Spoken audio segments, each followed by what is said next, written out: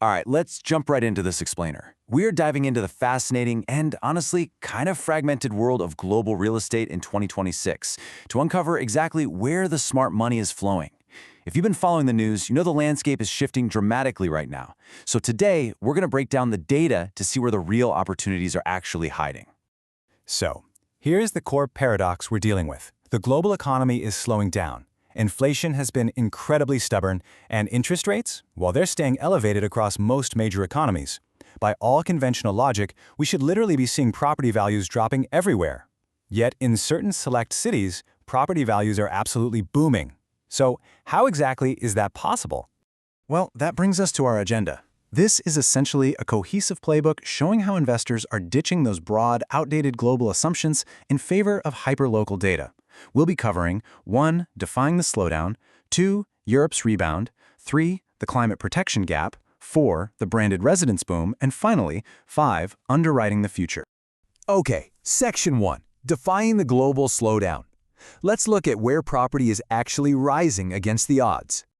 Check this out. These 10 cities are thriving, but not on short-term speculation. It's all about deep, structural demands. Miami is booming from massive domestic migration.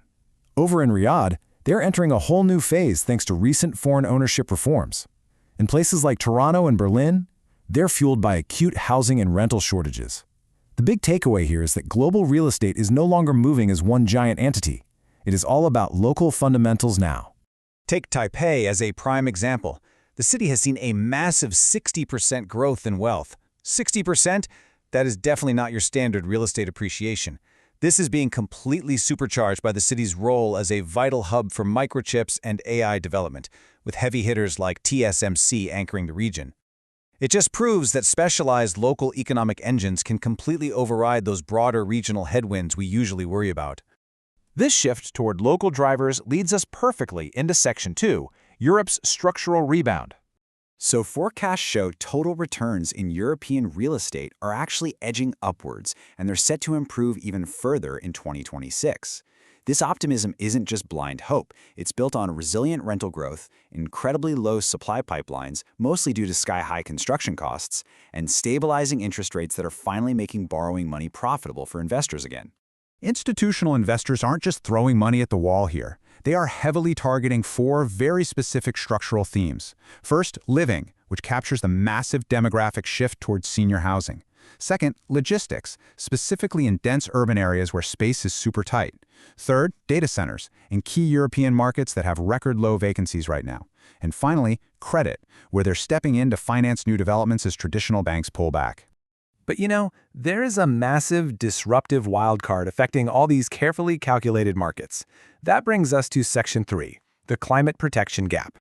Consider this really stark contrast. France recently faced an estimated 10 to 15 billion euros in damages from unprecedented wildfires. But here's the kicker. Only a tiny fraction of that was actually covered by insurance. Why? Because wildfires aren't fully covered by France's state-backed natural disaster scheme. That leaves an enormous, very dangerous protection gap in the market. And this is sending a real ripple of fear through the institutional sector.